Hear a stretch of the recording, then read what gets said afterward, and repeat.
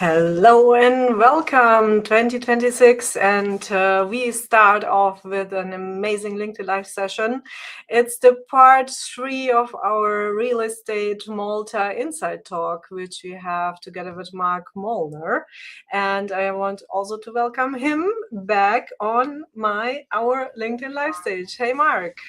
Hi, Lily. Hi, everyone. Happy New Year. Happy New Year. Yeah, already mid of January, so thriving. And we have the part 3 of our talk about Malta's real estate market.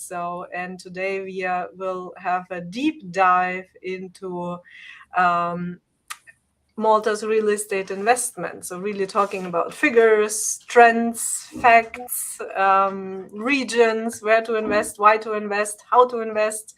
So really looking forward to the insights from your side. And many people have asked questions. We have included them into the presentation. And for those who are watching right now, please feel free also to ask your questions during the talk.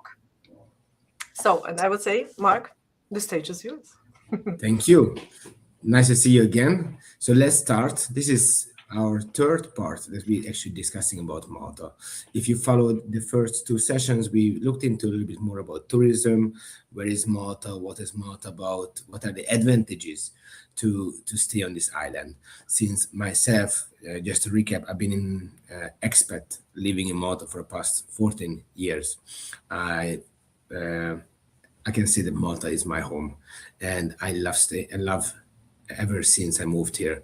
This little island gives you a lot of peace of mind to live in the in such an amazing European little island. So if you'd never had a chance to come to Malta, take the chance in 2026 because yeah, you will find something else, a different culture, a different country, English speaking, and a lot of friendly people.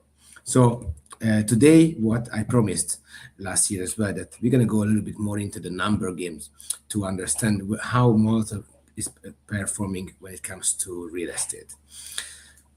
Let's start. This helps me the presentation to keep more informative and on track. So let me just see technicality. There we go. Part 3, the Maltese real estate market. So, as you might know, Valletta is the capital city of Malta. We're going to talk a little bit more about the real estate in Valletta. It's a capital city. Every fifth home is rented out for a short term. Okay, so that indicates a lot how high is the demand. Malta for short let with a large share of tourism that we have every year. Now it's currently around 3.5 million just tourists coming in a year. And one of Valletta's most sought after neighborhood, where the number of tourists and investors is constantly growing. The occupation, if you buy a property and you want to rent it out, is above 80%, sometimes 90, 95% as well on short let. Malta real estate market, when it comes to property market, here we have a bit of data on how it has been performed since 2017 to 2025. We have data of every single month, how many properties has been sold and in what values. And here's a bit of summary from that to understand that how it has performed Malta so far. So Malta's real estate market has shown consistent transaction volumes and growing capital value as well. Even through COVID, inflation, and global uncertainty. So the continuous property transaction every year has been increased since 2017. A strong resilience during the COVID, and property in Malta is still number one investment. People they first choose to invest is always in properties.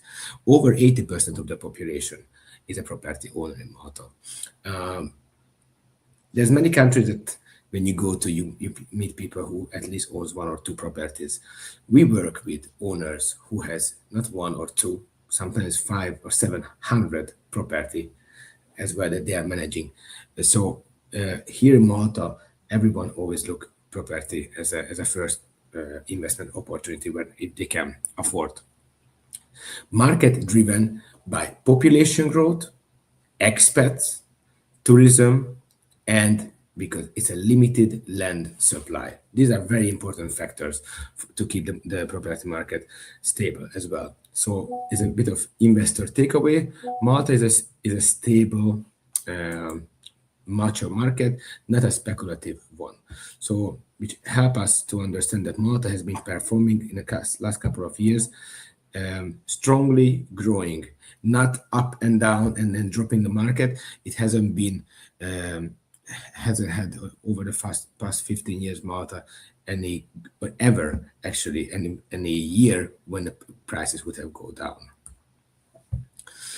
The total property sales, if you compare 2025, since now we closed the year 2025, we understand better how it has been changed from 2024. So the official figures for promise of sale agreements are the agreements. There's two agreements that you need to sign if you purchase a property in Malta. One is a promise of sale agreement, and the second one is a final deed. The promise of sale agreement, which is you promise to the seller that you purchase the property and they promise to sell the property to you. This is what you sign normally in front of the notary.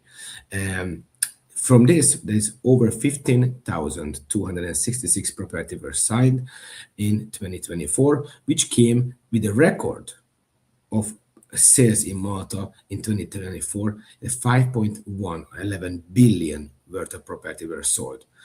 But in 2025, this figure rose to 16,636 agreement, which means this, and even we increased the value as well to 6 billion worth of property in 1 year.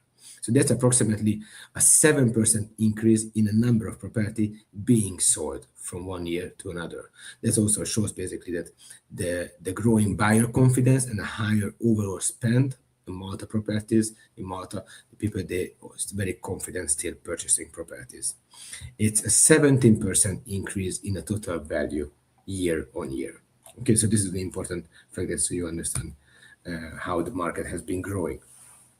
What the numbers tell us is that billions of euros in property value transacted annually.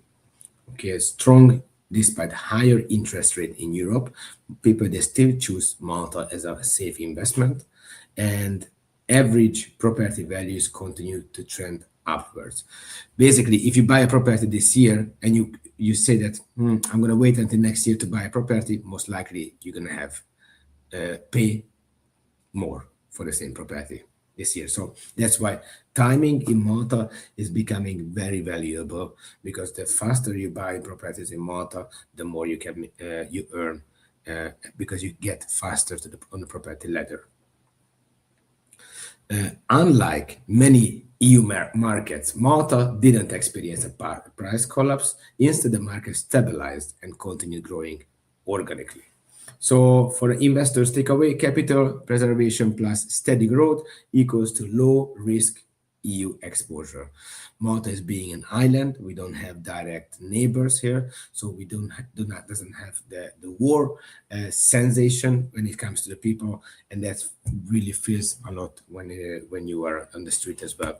It gives you peace of mind. Location and the characteristics. So let's look into main areas of Malta that I would look at in case I would want to invest here. So first, which is the most popular, is St. Julian's, Sliema Gzira, and Sui area. Okay, this is the East Harbor area. This is where you have most of the expats, foreigners living here. Easy to rent out properties for long let. There's a huge demand for it, and obviously the rental prices are the highest here in these areas, because you find from one bedroom, two houses as well, penthouses, luxury properties, even with your own marina with a yacht. So, but we're going to look into that as well. What are those luxury projects? So this would be, I would say, the first start. If somebody wants to come to Malta, I would move to this area first to get an idea of the market, get a bit of familiarity with expats as well, and how is the living condition here before you move to other areas of Malta, because here also very easy, car free. You can live full of restaurants, daylight, nightlife. You find everything. But someone if want to have the prefer more the northern area, there is Bujiba, Aura, and Sempos Bay. These are small towns connected into each other, and these are, I would say, the cheaper options when it comes to buying a property close to the sea. It's also very strong on short-let rental income. So here, normally you have the highest occupancy as well because the Airbnbs are in high demand, but it's slightly cheaper than St. Julian's Liema. And so it's also really good for buy-to-let rental investments. Then you have the south area. Obviously, when you're buying a property in Malta or when you're renting, the closer you are to the sea, the higher demand you're going to have. So south of Malta, such as Marsa Scala, Marsa Shlok, Birsa Buja, these are, for example, used to an older fishing villages as well, really popular for foreigners. It's a sunny and relaxed lifestyle that gives you warm climate, perfect for outdoor living. It's also a tourist hotspot, so vibrant beaches, resorts, and entertainment. It's a growing real estate market, the south, which is definitely picking up. There's a strong demand also for rentals, so you find both foreigners as well moving to Marsa Scala area. Marsa Scala, for example, because just to say that if you're talking about foreigners, we have a large Chinese community. The largest Chinese community is based in Marsa Scala. So there's a lot of foreigners moving to that side. Seaside properties, what you can find there, quite a few and better prices as well. Villas, apartments, and seafront developments. It's good investment potential. You can have a high ROI and more long-term based investment. So you don't have as high the occupancy rate like in Valletta, but if you for long term as well, if you want to rent a property, you're gonna find cheaper to rent a property in these areas compared to St. Julian and Sliema, and you're still close to the sea and to the airport as well. If Malta is not enough for you and you want to have even more peace, in that case, I would say Gozo is an idea. It's cheaper, much cheaper, much, I would say maybe 15-20% cheaper to buy properties in Gozo. It's more for a holiday homes or a long-term mix, depends on your demand and its potential for value growth. Okay, so it's important to know that right now, currently, if you want to go to Gozo, you can only access it with a ferry. That means that the ferry goes every 20 minutes, but it doesn't give you that which is very convenient. However, in any case, if it might make it as convenient for you if you decide to work, for example, find a job maybe in Malta. If you are hybrid and you're working online, it's an ideal place also to invest in Gozo. So let's talk about a type of properties where people normally they like to come and invest in. And this is what we call special designated areas, SDAs. What does this really mean in Malta? Special designated area in Malta is a state designated residential area in Malta and Gozo where foreigners can purchase the property under the same condition as a Maltese citizen. If you want to rent this out your properties, you are taxed at the rental income, which is 15% flat. These properties are high luxury complexes where you find 24/7 security surveillance. You have parking facility, sea. Normally, you have a sea view as well, yacht marina. But I'm going to show you right now just few of them. There's approximately almost 20 of this all around Malta. This is very important because you not only can sell your property to locals or to Europeans, but even this is the most interesting investment for third country nationals when they coming to buy property in Malta. So that's why it also keeps the prices is higher what you can buy here, but it also keeps it very stable. First, which is the first SDA that ever been built in Malta is Porto Masso St. Julian's. As you can see, you have also the pool and the yacht marina. Yacht marina was actually a man-made marina. This was built in 1999, around 2000, and this was actually a world awarded yacht marina made by men. There's over 115 berth for the yachts, and is connected residential, commercial, and hotel altogether, five-star hotel. So this is what you can see on with the pool is the Hilton Hotel. There is a yellow higher tower in the back is Portomasso Tower, which is only commercial, only offices, and the whole area is basically residential properties where you find one, two, or three bedrooms, and even the Laguna, when your properties are like a lagoon, like a bungalow. The water is underneath your flat. It's a beautiful concept, very, very popular in St. Julian's. Then next one is Mercury Towers. This project has been just completed last year, which is one of the number one and the highest building of Malta. Mercury Towers is built by Zaha Hadid. Zaha Hadid was known as one of the most famous architect, engineer who developing everything to break the 90 degrees rule. So you put a twist in the building, which currently is 33 floors. You have 5 swimming pools, spa, one of the top restaurants in Malta, the nicest and the tallest radio and rooftop bar you can find with over 10,000 square meter of shopping mall, even go-kart, um, 5 pool, clubs, spa, entertainment, everything in one building. You have mainly one bedroom apartments as well. This is absolutely is a state of art building in St. Julian's, and you have a nice light show as well. So you can see this building from all around Malta. This is definitely a big step for Malta for bringing the first large tower, and this is a big motivation also. And this is what I wanted to see back then when I moved to Malta, where Malta is going, which direction.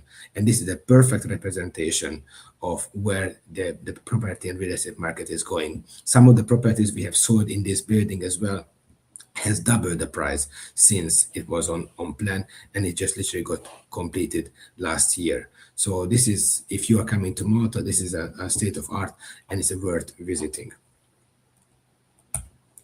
Next one is Tigna Point. Tigna Point is located in Sliema, which is brings us to the most popular special designated area living concept in Sliema area, which also includes a private pool, your restaurant, a shopping mall, a gym, a football pitch,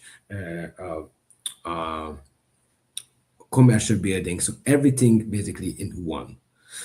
Here you have almost the largest shopping or office space as well, over 1,700 square meter each floor. The largest companies you can also find here.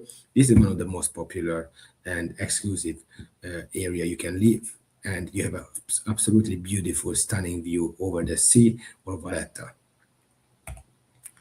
This is Ora.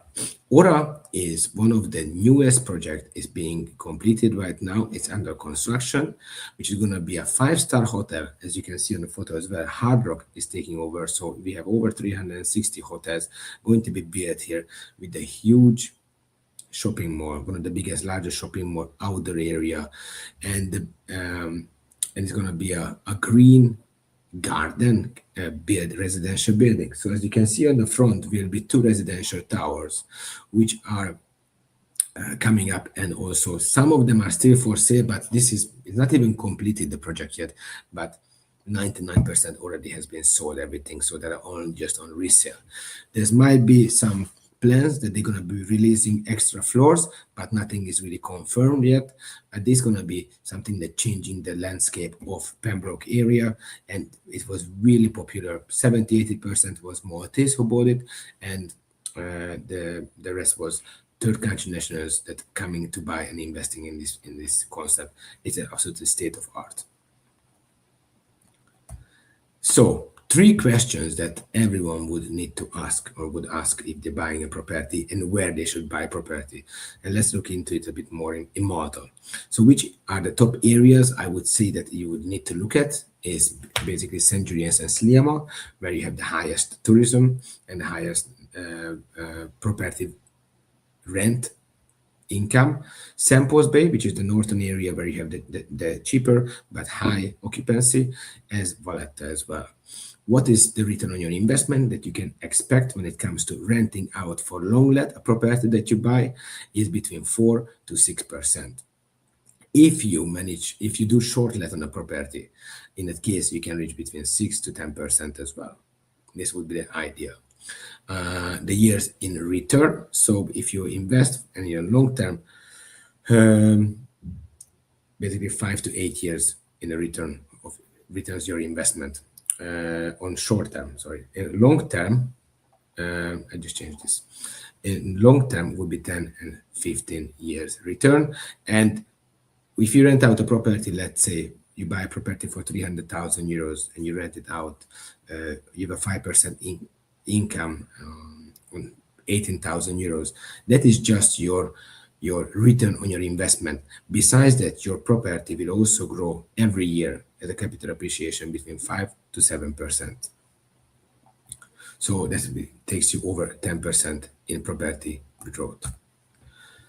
Can you get a bank loan in Malta? Yes, you can, but you need to live in Malta. So you need to have at least 1 year minimum residency in Malta. The average interest rate is around 2.5%. This depends. Sometimes you have flexible options. Sometimes they give you 1% for the first year, and then changes variable between 2.4 and 2.9%. Malta also, if you decide to come to Malta to live here, and you want to buy maybe to let, the interest rate would be around 4%. You need to have a 1 year residency in Malta, and then you can even take up to 90% loan. If you're doing a buy to let, it's maximum what the bank gives you is 75%, so you need to pay 25% yourself. What are the prices if you decide to come to Malta and you want to rent? So remember, if you we spoke about this in the second session as well, that properties in Malta are fully furnished. You have the bed, the sofa, the kitchen is there. You have the wardrobes, cutleries, washing machine, maybe bed linens as well. Absolutely everything fully furnished. You literally have to just bring your furniture. And this price is what I'm showing you right now, or includes those as well. The only extra that you pay for above the rent is normally the consumption, the water and electricity. So one bedroom apartment, they go between 700 and 1,400 euros, depends on the location and which building you're renting. If you're looking to rent a two bedroom, and I'm talking about one bedroom, can be confusing for some, for example, when I'm saying one bedroom, that means one bedroom plus a living room. It's not everything one as a studio. I'm talking about as a one bedroom. So living and bedroom are separated. But two bedrooms, which means that it's two bedroom plus the living room, would be basically between 1,200 and 1,800 average. Of course, you can find higher as well if you go for a high luxury properties. Three bedrooms would be between 1,500 to 3,500. So this is for rent. What if you want to buy a properties? Average, I would say between for a one bedroom, you would need it around 180,000 euros to buy a property, up to 350,000, depends on the locations. Two bedroom would be still between 260 to 480. Three bedrooms, 350,000 to 700,000. Houses are going to be obviously the limited version always. Either you're going to buy something which is unconverted and you need to do it, but I would say that it's between right now even higher a bit than 950,000, between 600,000 and 1.2 million. I meant here houses, villas. If you're unconverted, if you're looking for the houses which are luxury, okay, so that nicely done up and or has a view and is newer buildings, then I would say you're looking to start from 1.2 million up. So this is, I hope it give you a bit better idea. But I also want to be clear, because it's more informative what I'm sharing with you. So I want to make sure that everyone is going to be a bit more confident coming to Malta as a first step. And I have to be honest, it's not for everyone. So who is Malta not suitable for when it comes to real estate investment? I also want to talk about this. If you want to get a get rich scheme, Malta is not necessarily going to give you that. Malta is a stable and predictable market and not a casino. Those who are only looking for a cheap real estate, maybe in Italy you can find cheaper options than in Malta. But Malta is not the cheapest one, but is one of the safest one in the European market. And those who love the nature, forest, or mountain hiking, Malta doesn't provide you mountains. Malta is a wonderful, but the island is not forested or mountainous. It is more of a coastal and a urban environment. So if you like beach, sun, you're gonna get that all the time, 300 days of sun, 300 days a year. But those who don't like the Mediterranean lifestyle, dense, built up and environment and busy life, Malta is a tiny island. Fantastic, but it's not for everyone. But who it is for then? So who is Malta good for? So it's a rapidly growing real estate market, stable returns, high demand for short let and long rentals.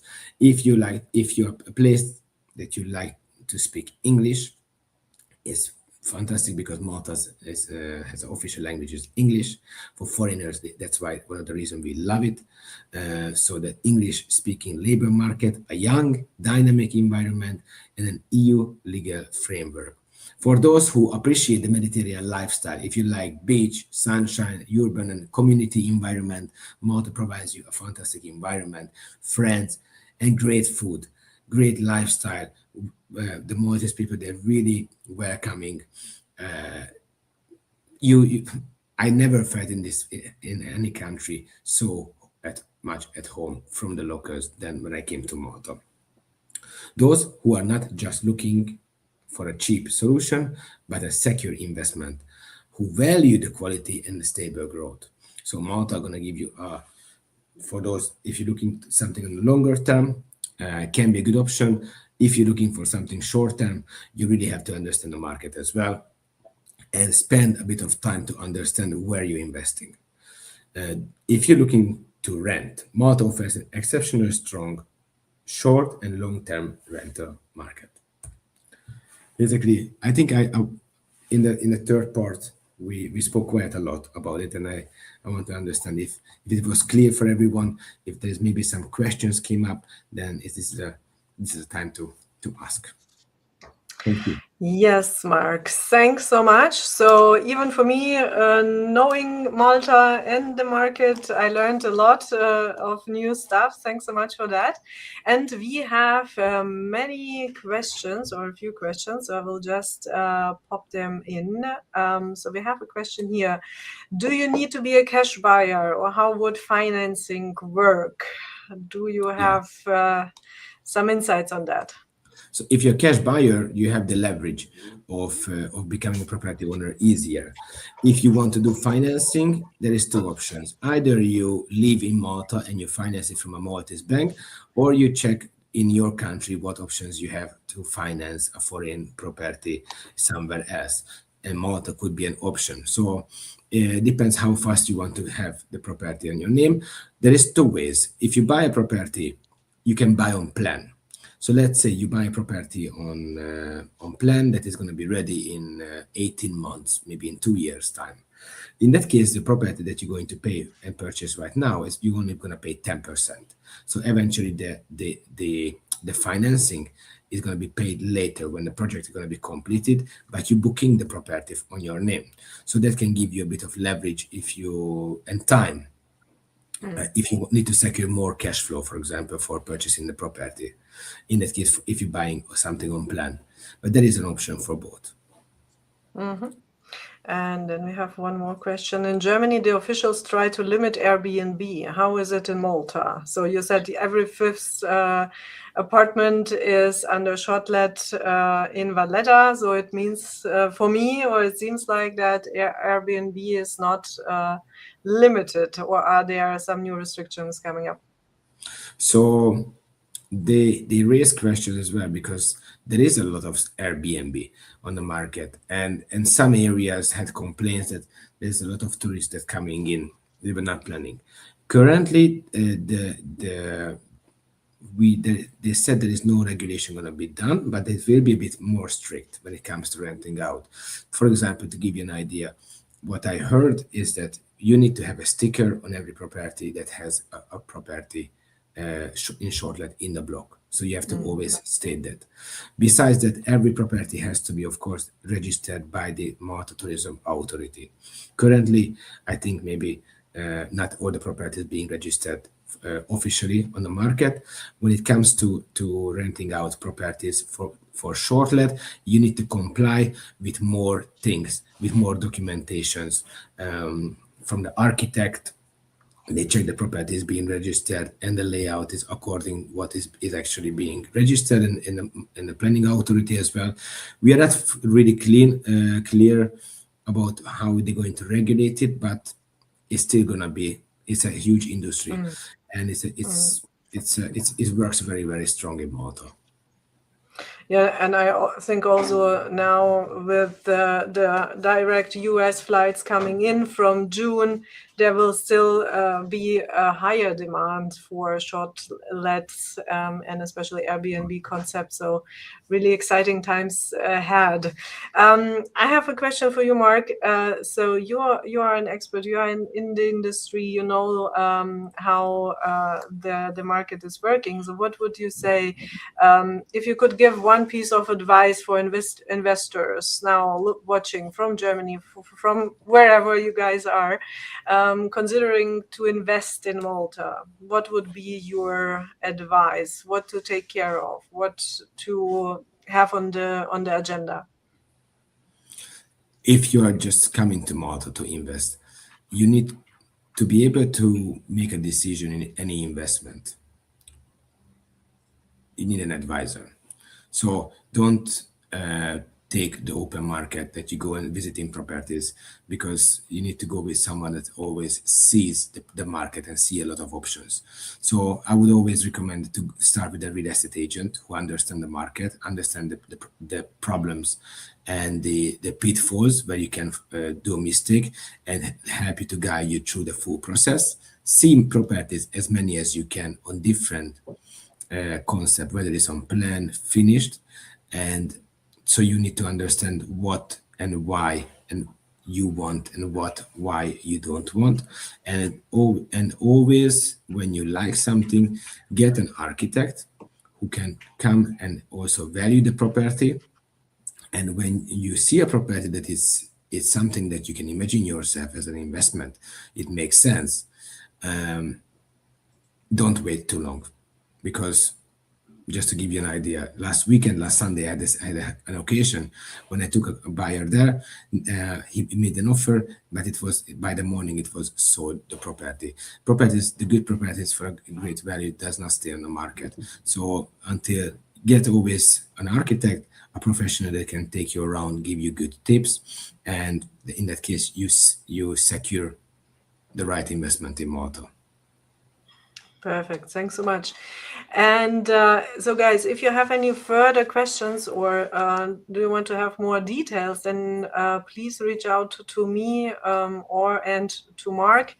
So we are here to answer all further questions. And for those of you who say, well, Malta, I still need more information, then keep up with me, because I'm doing Malta city tour here in Germany starting in February. So we will start here in Frankfurt. So the details are not fixed yet, but stay tuned. So I will inform about that as soon as everything is kind of in place. So I'm really excited about that. So to share more information, and of course you will have the opportunity to ask everything in not an online format, but also in a real time, in live format, so to say. So, Mark, thanks so much. I really enjoyed our three talks. That we have given a full overview to everyone who is considering Malta as a place to visit, of course, always worth it. So I just came back a few days ago, stayed there for 2 weeks, had beautiful weather. And on the other hand, of course, for those who are looking into new investment opportunities, so I think we have given a real good overview or a feeling, and now everyone can decide by themselves. Lily, thank you so much for the opportunity. I really enjoyed actually sharing this with you, and I hope to see you in Malta. Absolutely, absolutely. We'll be back soon. We stay in Thank you. touch. And as I said, everybody, if you want to reach out to Mark directly, he's on LinkedIn, and I will also add your email address in the comments so you can get in touch with him. Mark, thanks so much. Thank Really you. appreciated your insights. So, as I mentioned, stay tuned for the Malta city tour here in Germany, starting in Frankfurt, of course, and I will inform as soon as possible about the opportunities.